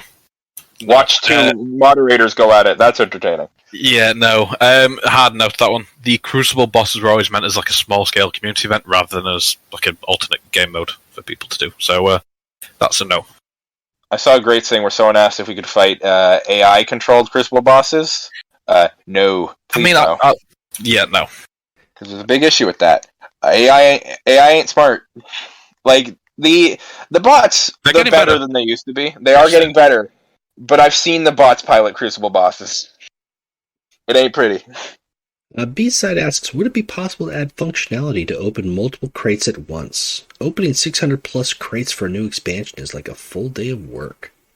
That's a lot of crates. Well, be super useful. I agree. It's just finding out how we can technically do it and how the server would respond to adding that many cards to your account at once. It might seem like an easy thing to do, but the back end of it is quite complex. I mean, that makes sense. It's a lot to just go from the old system where you hit the button, a crate opens up, to hit a button and 15 of them open simultaneously. Yeah. That's a lot of coding. Of coding. Yeah, and a lot of stress on the back end of it as well. Alright. I'm not Omegon, I'm Delton says, will there be a Titan event this year? I jumped the gun. You did jump the gun. Yeah. I didn't mean to. No, yes, there will be. And Rejoice. Then, no Titan event for 734 days asks. It's just these all tie in together. Will there be any plans to change the coin economy? It's a little slow to earn coins, with players earning around 500 to 600 coins on a good 12 times event win run. Especially with the new expansion. There are a lot of cards to get, but coins aren't as hot of a commodity as they used to be. Even if we get a small bump in the amount of coins we get per chest would be awesome. Yeah, I think this one came up before. We will be tying in sort of things like this with the mentoring system, for example. It's part of an ongoing project we've got to make cards more accessible to newer players. So, still ongoing. We'll be tied into the mentor system, I would have thought. Alright, and then Comrade Gustav says, will there ever be an opportunity to change your profile name? There is. Yes, there is. Just message, if you go into a game, you can message support, and we'll be able to change it for you. Send us over 3 or 4 options for your name, just in case it's taken. Alternatively, you can email the support inbox as well. One of these days, I'll have my name officially changed to Axel J. Manning to finally put the J there. One day. If you just send in a support ticket. I could, but I'm lazy. That's the key part we got here. Make Balance asks, why did Everguild decide to put Skravok in the game instead of Ophion? There's a much more amount of guys who want to see Ophion as a collectible warlord. Also, why did they nerf Ophion with the last balance change? He lost his shield from the battle honor ability. So, for the Thramas event, Skravok seemed a better fit than Ophion, and he also plays a much bigger role sort of later in the Heresy, coming up to the Siege of Terror, for example. Regards to Ophion versus Skravok, there's a Ophion, as like in Discord, for example, seems to be the more popular. Whether that's replicated across the entire community, I'm not so sure. And why we changed Ophion is because with the new Night Lords cards and some of the new cards released, he would just have been, when we were doing the testing, he was just way too strong. I'd say right now he's still quite powerful. He is, yeah. You can now just, for 2 energy, delete anything that has 2 HP or lower. Yeah, he's still quite strong, so he was a lot stronger before. He makes killing him very annoying. For a Night Lord, yeah. Yeah, in the long in a long play, yeah. I think he's fine personally, but, people say what people say. Vicarious, my boy, asks if there's going to be playing the rework Dorn anytime soon. He's by far the worst Primarch and worst warlord of his legion. I mean, it's, in your opinion, I suppose, no. The stats don't back up he's the worst Primarch and the worst warlord of his legion. They just don't. Yeah, so Warlord still exists. So there's no planned rework of Dawn. Alright. Pirate Lahai asks, to make the ranked mode more appealing to the larger audience, especially High Terra, why would you guys not make the point system more consistent in a way that seems more fair? Yeah, so the system we've got, it's a time-proven ELO system. It's not perfect, but none of the other systems are. Some people like it, some people don't. It's just the one we're going with, and it's the one we're sticking with. It just feels like the ELO system. I mean, I'm used to playing with the game, so it's the one that we chose to go with. And there are other systems. None of them are perfect, though. I mean, it's hard to make any skill-based matchmaking, especially rank / skill-based. It's hell to code. Yep. All right. Can we get back to seeing... Oh, this is another pirate question. Can we get back to seeing who we face and ranked above 3,000? Obviously, I know why it was implemented with Lodge drama, but I do think everyone missed knowing who you fight. Perfect ways to fix this and make the draws of losing affair for both players. I'm not talking a full-on loss, but still lots of points. Seeing who you were facing was so much fun before, and I can't believe that after so much time we are still stuck like this. Yeah, we preferred it the way it was before. We didn't want to change it, but we had to, all things considered. We'll think about how to change it back over. And sort of what to do about the draws and things like that. It will last 1 month, and then it will go right back to... It will last 3 minutes. I trust the community. First mistake. I trust people, I do. Gullible. I want to trust the community. I do. I can't trust the community. Ruber's Moon asks, any plans on adding animations for every mission upon its reward? Currently, there are some very simple yet cool visual effects that come with Master of Mechanisms, Hammer of Salvation, and Crimson Harvest, but nothing at all when casting Lion's Call or Fueled by Desire or Grieving Pain. It can feel a little anticlimactic and underwhelming to build a deck around one card that doesn't even have a reused animation when you finally get to use them. Yes, tying into the question we had a bit earlier about animations, we will be adding in unique animations for them as well. They deserve it. They do. Especially if you can pull off the word bearer one in a mission. Alright, then we got our boy Mr. Midnight here asking, are there any plans to rework Horus's Whispers of Chaos? He is currently the only Primarch tier warlord whose Whispers is completely useless and doesn't synergize at all with his faction mechanics, even if Sons of Horus don't have one per se, being the vanilla beginning faction they are. Even Kabunda's General of Khorne or Mortarion's Whispers finds its use in some matchups. Right now, the only reason to play Horus over the other Sons of Horus warlords is the fact he has 40 HP, in my opinion. So this will be a controversial opinion, but we consider Horus as the best design for the Whispers / Reckoning. Just because of how powerful it is, if you think about it. It's meant to be a handicap, but it's also meant to make up with the fact that the warlord's got 40 HP to start with. It forces you or pushes you to create a deck in a certain way, acting as a potential win condition. It's a risk going for your Whispers. That's why Horus's is so powerful, but, having to play a certain amount of Chaos cards, it is a handicap compared to the Legion card, but I think the payoff's worth it, considering how powerful it is. And that'll be a very controversial opinion, I know. Oh, definitely. You have signed your death warrant. Duang asks, alt arts for normal legendary cards win?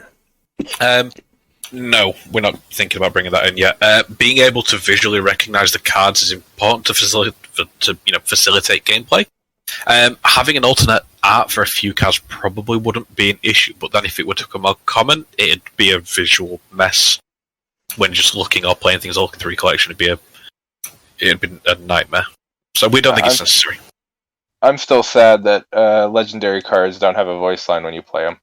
Please, Everguild. Please. You did it for April Fools. You betray us. Yeah, we do. April Fools, isn't it? You bastards. April Fools is coming up. You really said in it. We had a British man say in it on our podcast. No. We've succeeded. Don't ask me to give you a bottle of water. Wow. We've won. Alright. We've moved to the Reddit, and I guess as the official representative of the Reddit now, I'll begin. In case you didn't know, Mr. Everguild, I got promoted to a Reddit mod somehow. This has happened. Yeah, I heard about that.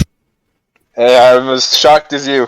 Can you take mission cards out of the pool of possible cards choices for Crucial Choice? About 90% of the time, there's zero chance you can use them. Why'd you have to ask this question, Sean? Yeah. You are the sole reason you break my heart. Yes, Shauna, we will be removing them. You bastards. And I'm sorry, but yeah, it wasn't really intended. So yes, we will be patching them out of Crucial Choice, Pyramid of Photep, Kaiser Lane. Can't say about Remembrance Marauder or Jubak Starsight yet. Or other cards that steal like Marauder Squad or Nurak Curry. To be fair, if Jubak is stealing a mission, something went wrong here. Good old Jubak. Because it means you cycled it, but also included it in your deck in the first place. Which is questionable. Laws the Nerd asks, are there any plans to sell alt arts or card backs without the decks? For now, we're not planning to change how we sort of run the format. Because some people might buy the decks just for them. So it'd be a bit of a pain for them to then say, I can then get the alt art for X amount of gems. So no, we won't be changing that. It makes sense. They're kind of just part of the package. You get the alt art, you get a bunch of gems if you already own the cards, or you get a little head start if you don't. Mm-hmm. Exactly. For me, if I'm low on gems and an alt art's in the shop, I'll probably maybe grab it depending on the ones. Mm-hmm. That makes sense. Yeah, it's a good way to do it. And Visions Real asks, any plan to make Guardian decks? I guess this is frontline warlords. Yeah. I've never heard this term. More viable at top play. They feel very underwhelming unless it's a Zerg meta. These are all terms that are not used in this game. I was going to say, I love that. I love the fact that... Throw me off a little bit. Yeah. We're always looking at how the meta is balanced, and if one warlord is suffering particularly, we'll look to change it. But with the changes to neutral cards, I think it's diminished the rush meta to a degree, with how quickly people can pull off combos and pull certain cards. Yeah, we covered that favorably when we covered the balance patch to introduce that, but just the neutral card, like what's the term? I guess card reducers, reduction cards, energy manipulation type cards. Yeah, shook up the meta and for the better. Like I can't find anyone really complaining about that who wasn't one of the people who was running a deck so heavily reliant on it they had no other choice. Yeah, it encourages people to try other stuff. Because we were seeing high terror decks that had the staple 6, 7, 8 cards in, and it's just a bit samey. So we wanted to encourage a bit of variety. All right. I'm not complaining. It's always good to see some difference. Walker asks, the search function is great in deck building, but some better filters would be amazing. If I want to find tactics that create troops, it's a nightmare. A filter that lets you only see tactics, troops, purple cards, etc.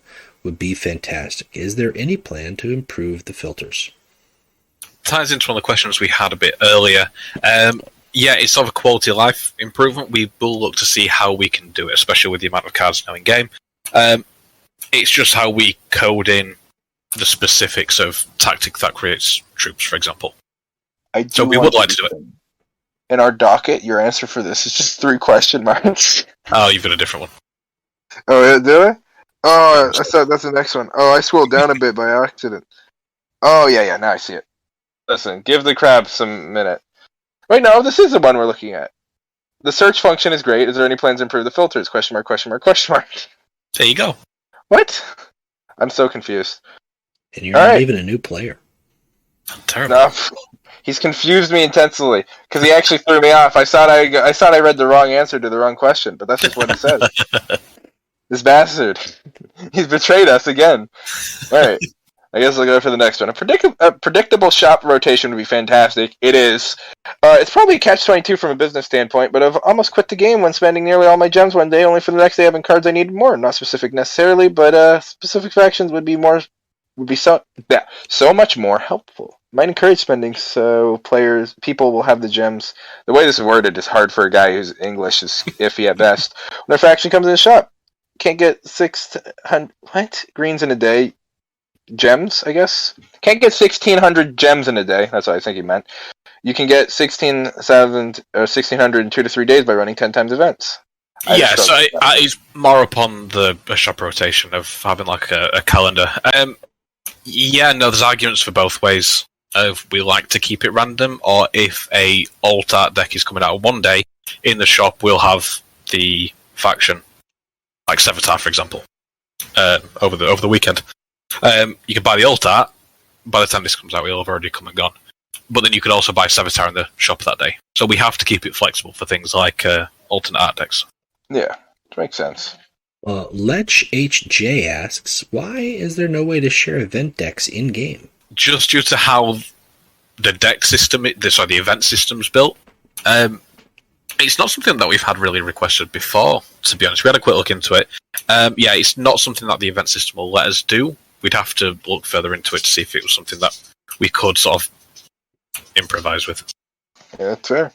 Night Lords have one of the lowest win rates in High Terra. Buff when? I'm glad they fixed them in events. There's still some cards that make no sense, like Deep Strike or Cologne, but they're actually playable here, which is golden. Dude, where have you been? Yeah, I mean, they literally sort of, relatively speaking, they literally just got a buff like halfway through ranked season, so December's figures aren't really too reliable. Near enough through halfway through ranked season. So December's meta reports, they're not really, you can't really take them as gospel. I would say wait for January and Feb to see where we go from there. And even then, right now, Night Lords are actually performing pretty well. Like, yeah, I've seen the Malkarian decks doing really well. Yeah, well, they pop up occasionally. Like, people sleep on Malkarian. Yeah, I saw a Endros Shek, Malkarian, Nostrum, Chainglaive face onslaught deck. Nice. And I've nice seen Nostrum and Chainglaive used. That's hot. Yeah, there's some good to be made. Like, people, I know some people run Sevatar in High Terror right now. Yeah. And I know some Kurz troop decks that don't even have Mercy and Forgiveness in them because they're not even using the Reckoning. Wow. We're finally at a point where Night Lords have some difference to them. It's crazy. It's almost as if, like, people are trying new things. It's almost like we had a patch that did this. Wreck, my boy. Just as intended. Old Cup 3641 asks, can Diaz Nerf win? And will there be 6 warlords in future expansions? We're already jumping to 6 warlords. Yeah, I mean, calm down, guys. I don't know about 6 warlords. We're not that far ahead. That would be probably sometime next year if we were going to do them. Diaz, we're not planning on. We haven't got any things in the pipeline to nerf him just yet. But that ties into what I said earlier about how we do balance patches. We're not just going to specifically target Diaz.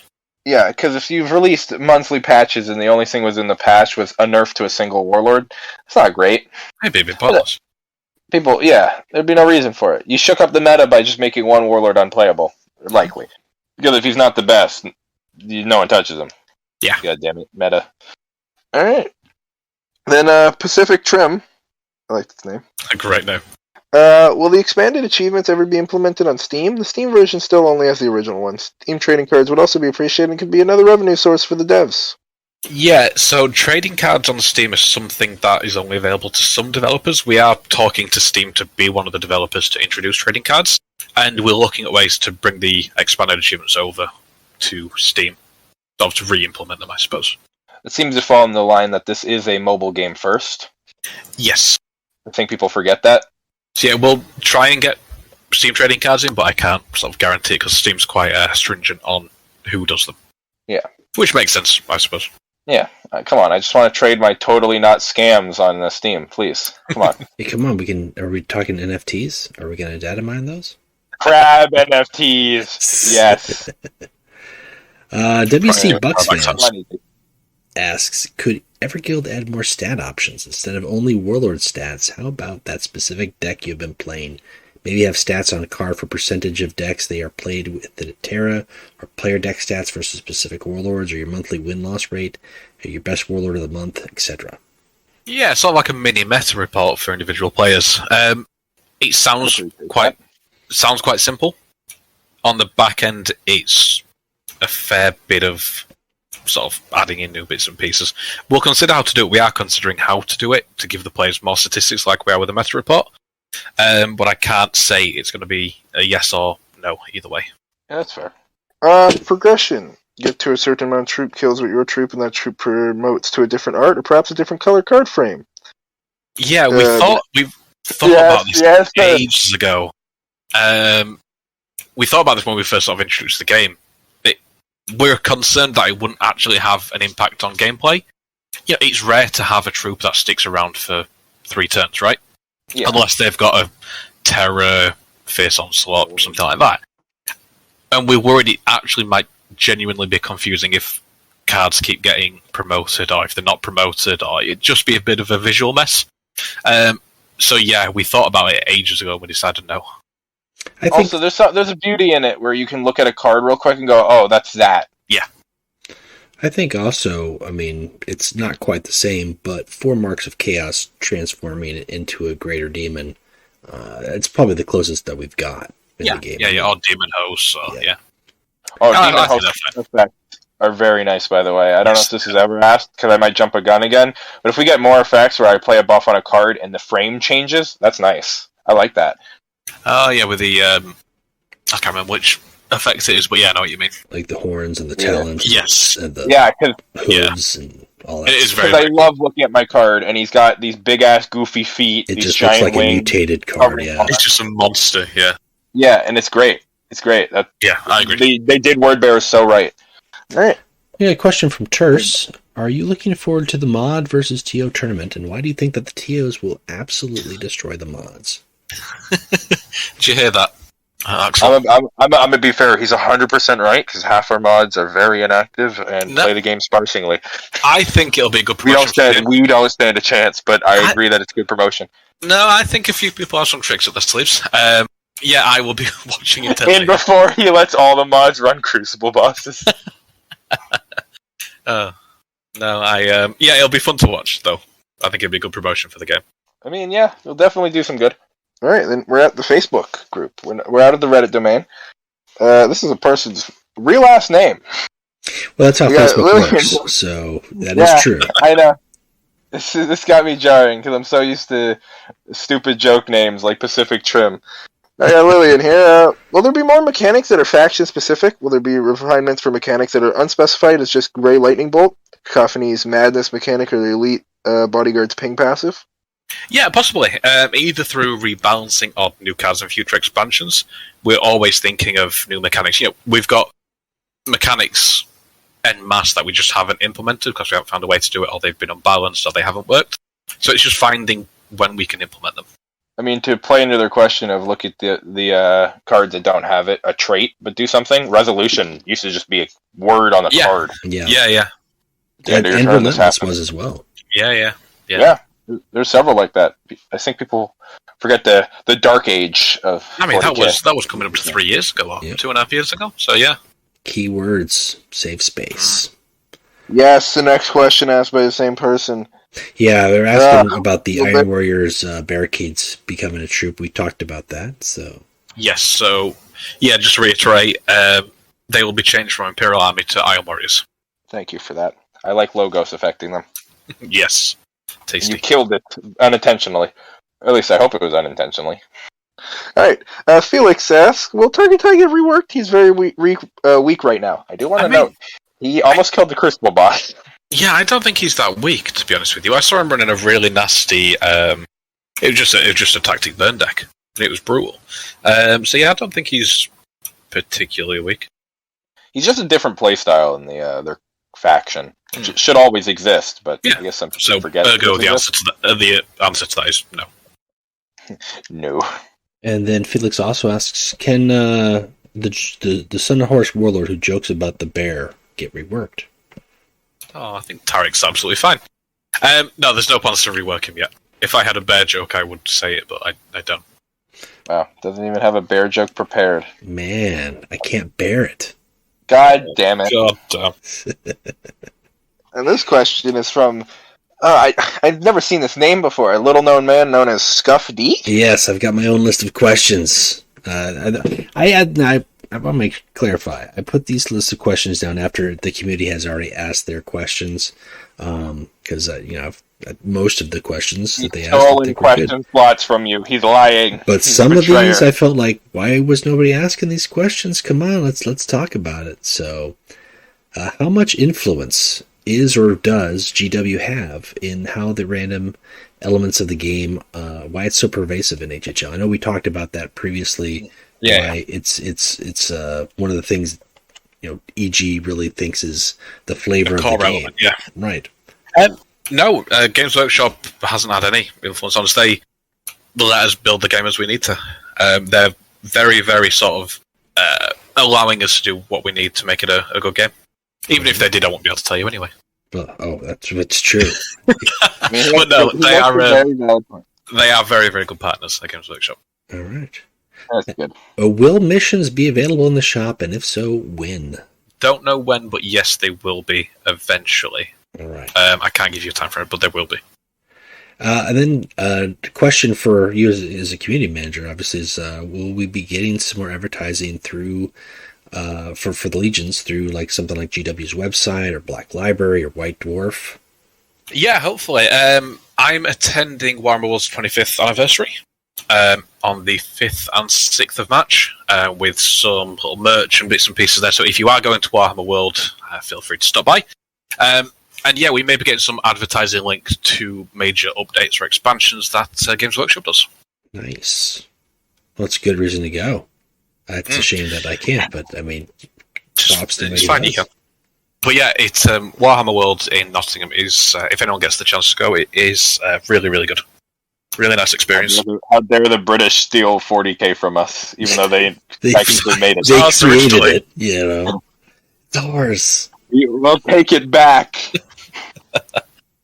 Horus Heresy Legions, the collectible card game, or LCG or print TCG, are we ever going to see that? No, there isn't, I'm afraid. Oh, sadness. Sorry. At least at the moment. This could be changed in the future, right? Illegally make it. At the moment, yeah. If you can find a printer, I will be willing to pay. Meet me in the back alleys of Canada. One of them. I have some of the bits and pieces I'm taking to Warhammer World. They will be, the mission cards we have. Oh, you got like the helmets. Not the actual mission cards, but the helmets and then the Legion symbol on the back. They should be really cool. Nice. Oh man, I should get that as like a coaster. That actually sounds promos. Sick. I mean, I'll send you my shipping. You chose really good art. Send me a pack of those. I agree. I'll pay for them. Actually, yeah. You guys chose good art for all the cards. They really are. I mean, they're all individualized. They're pretty. Forge World does an amazing. Oh yeah. It produces. Yeah, they're the official Forge World models. Not models, but like arts. Because I remember seeing that Word Bearer one because it's their Breacher squad. I forget where I seen it. Yeah, Forge World art is amazing. And then, not quite my last question. We got a couple more here, but with the streak mechanic being added to an existing faction, it's kind of the first time an existing faction got a new mechanic. But are there plans for other new mechanics that could be implemented to the game's current faction pool or added with new factions? Like revealing the top card of a deck or playing cards face down or having kicker costs or something like that? Yeah, for sure. Face down. Oh, Yu-Gi-Oh! So, yeah, for sure. I can't say what yet, but like I said, we've got a lot of mechanics that we're thinking of or have currently. They will come most likely in future expansions, possibly in balanced patches, depending on how things go, or event reward cards, for example. Okay. So, yeah, we shall see. And for you, as the new community manager, how has the response from the community been overall?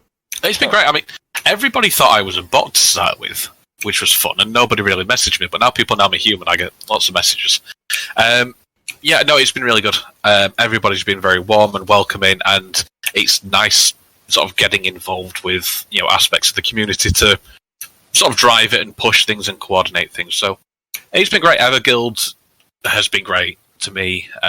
You know, I'm working in a job where I've been a fan of Warhammer for 13 years or 13, 14 years. You know, so I'm working in a job that I love the setting. I love what I do because I played Legions before I started. So, and it's really good.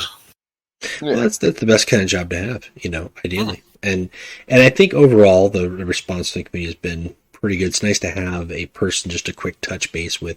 I think, especially like doing spoilers for Galaxy and Flames. I won't complain about doing spoilers in the past, but it was a little bit easier, I think, touching base with you than going through the email channel and then not hearing anything back for, you know, a couple weeks and then following up with another email. It made it a lot easier. So I've appreciated it. I think, you know, generally it's the same from the other community. So I'm going to see how you felt about that. Yeah, once again, I have to thank sort of everybody in the community for being so welcoming. That's always good. Last thing you want is to show up and get, like, stabbed. Right. Verbally. We'll see how Horrible World goes if anyone comes. Well, it was day one. First mistake. Day one, I was like, oh, congratulations. It's the hot seat now. Congratulations. Here's your gun. Yeah. Defend yourself. We talked about, you said that there will be raid events in the next expansion. Yes. Yeah, there will be in the next expansion. I'm just thinking if there's any beforehand. I'm not sure. We will be getting raid events this year and definitely in the next expansion. But in between now and then, I'm not 100%. All right. But there will be a Titan event between now and then. That'll feed the masses. Yeah. It's like Marmite of the Titan events. Some people love it, some people aren't a fan. I don't mind playing one run. We got a Marmite reference. But they drag after a while. I can't grind them. They're just too grindy. They're a bit of change of pace. Yeah, they definitely. But they definitely do capture that feel of Titan on Titan action, which is really fun. Mm-hmm. Oh, that reminds me. I'm doing a Wrath and Glory campaign here soon. I want the first session. I have a giant fucking Titan air horn ready. I'm just gonna play it. When the party thinks it couldn't get worse, it gets worse. Wrath and Glory is good. I had a little play with it. I just grabbed all the supplements and the core rulebook the other night. Yeah, it's a decent system. Yeah, as 2.0 is a lot better than 1.0. Yes. We're getting off topic. We have one last question. I love the answer. But can I get promo codes for the Steam Stream monthly giveaways? Anything for you, Scuffy. And just not more deck slots. Because that was my next question, was the deck slots. No, I preempted it. Even though you hadn't told me it was the next question, I knew you were going to ask. It's always going to happen. I didn't write it down because somebody else had asked about deck slots. I was like, it's out there. But we knew you wanted to ask it. It's always in my blood. It's in my blood. On promo codes in general for our content creators, get in touch if you are thinking of doing a event or giveaway or something like that. Get in touch, and we'll be able to hook you up.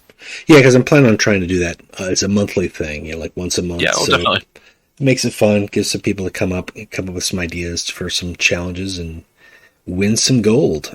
We've got the. Speaking of, we got the deck list contest is wrapped up, so I'll let you know who those winners are probably this weekend. Yes, excited to do that. Yeah, and then they'll get some gold, and we'll do some announcements, and we'll move into the next month. So, Very good. Well, that is all the questions. Yeah, we got there. We did it. No one died. I think there was more questions this time around than last time, actually. I think there was a variety of them, too. I think the last time the big theme really was Night Lords. Night Lords and what's going on with the game, because we don't know, what's new content, what's going on. And now it's really more follow-up on the nuances and different things, as it should be. All right, well, is there anything else that you would like to throw in or add in? No, I think you got all the... Run Crucible Warlords in ranked? No, that's not going to happen. Yeah. No, I think that's everything I sort of wanted to say. So yeah, next expansion, it'll be coming out. There is another expansion coming, should I say, for the factions that got missed. We will be introducing a mentor system, and there will be another Titan event, another raid event. All good news to hear about. Yeah. But you're not playing Legions. We know that you're working for Legions. You talked about going to Warhammer World here coming up. Is there anything else that you are up to? Waiting for Total War Warhammer 3. Yeah. I was tempted to book a week off work just to hammer it out, but now I've said that I'm probably not going to be able to do that. We just edit this out. It's fine. So yeah, I am very much looking forward to Total War 3. And working a full week when it comes out. With no illness in heart. Oh, my internet's not working. Oh no. No, what's going on? Such a shame. I'm breaking up, guys. Oh man. Sucks. So yeah, that's very much what I'm looking forward to. All right. What about you, Axel? What you up to? What am I up to? I'm a big-ass nerd. A new Pokemon game dropped just today. So I think I'm going to hammer home a lot of that. Good show. It's just got to be done. That, and I plan on running some Wrath and Glory soon. I'm going to do an Imperial Guard campaign. And my players all don't know the 40k universe well, but if I toss them in as a newly formed Imperial Guard regiment that has no idea what the fuck's happening, I feel like they'll learn the hard way. And I think that's for the best. That should be fun. Plus, I just want to drop a Titan on them to see what happens. Because that is a church with a gun. That's the best way to describe it for them, Actually, anything that you're describing should be like, okay, you guys enter a warehouse with a gun. Now just imagine this. No, I thought you were going to say it's a church, but blank. It's a ship, but it's actually a church. Everything is either with church or with gun.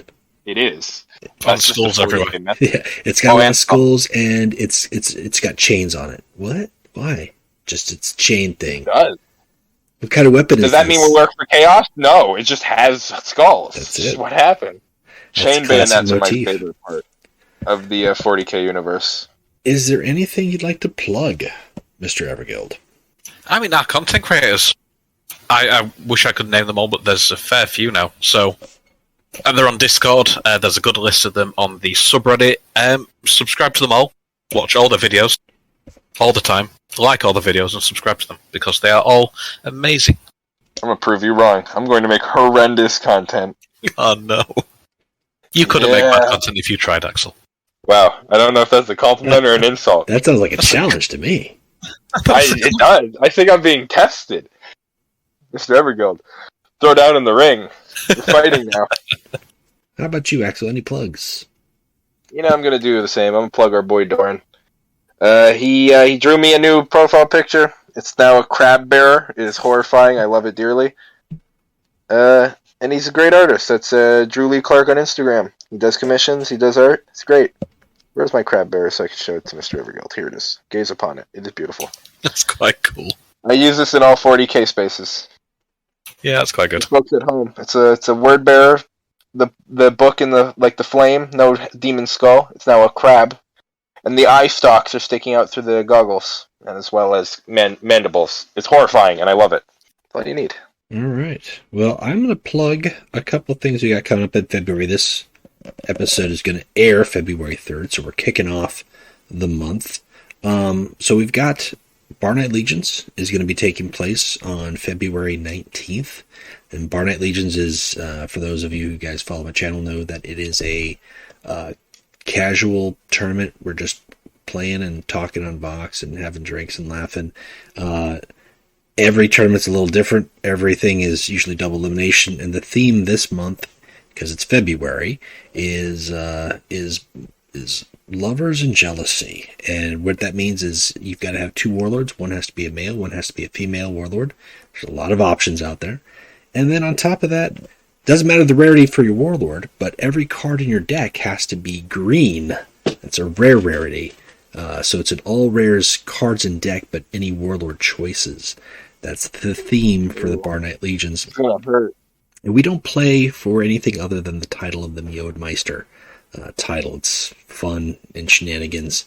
Been doing this. This is our 29th Barroom Brawl, so we've been having this for at least 29 different tournaments, and I think there's a couple other ones we've had in there that are not aptly named barroom brawls like special birthday bashes and end of the year shenanigans.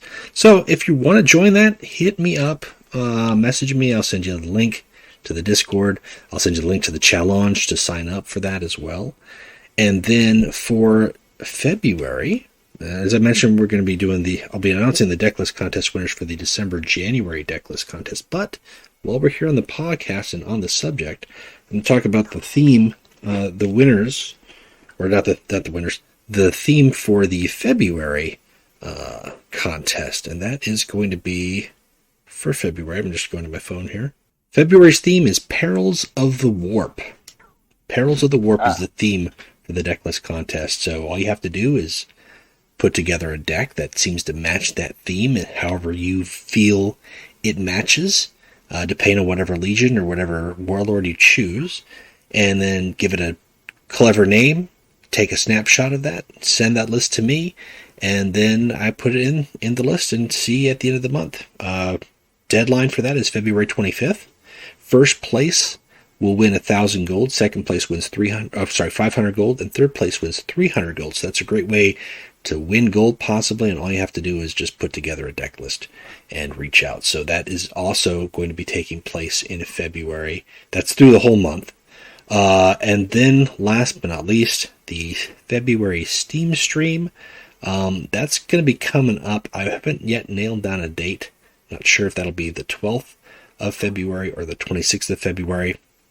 Stay tuned to my channel and to other video announcements to notify the date. But talking to Mr. Everguild, I'll have some promo codes to be given away. So that's more gold, and all you have to do is show up, challenge me on the Steam stream, and meet the requirements for whatever challenge it is, and beat me, and then win some gold. And that happened pretty quickly last time. I think like the first 3 games were 3 promo codes out the gate. You were going easy. That's it. People want gold. Let's give it to the people. So that is it for me. That's a lot of lengthy plugging, but I got a lot going on. We're talking the whole month. Well, Mr. Everguild, I want to thank you for making the time and reaching out, getting in touch. Yeah, thank you very much for having me on, and I'm sure I'll be on again, I would have thought. I mean, as long as Everguild wants to keep popping on, sending us boys to answer our stupid ass questions. Well, some of them are. Oh, I'm not planning on going anywhere. For now. This sounds like another challenge. Alright. Awesome. Alright. Lovely. Well, yeah, I'm definitely, whether it's Q&A, obviously for your job and your involvement, I'm sure you've only got time for Q&As, but if there's ever a time we've got a subject coming up that you'd like to hop in on and just, contribute as a player, feel free to reach out too. Awesome. We always got time. All right. Well, that is it for me, guys. Thank you guys again, and we will be back next week, I think. I think we're going to be talking about a balance patch, but if we're not, we'll be talking about Sons of Horus. Maybe we'll do both. We'll find out. We'll see. All right. Bye. Bye, guys. Bye. A magnificent ending. This has been another episode of the Warp Chatter Podcast. Thank you for listening. Yes. Yes. Shh. It's over. Don't fight it.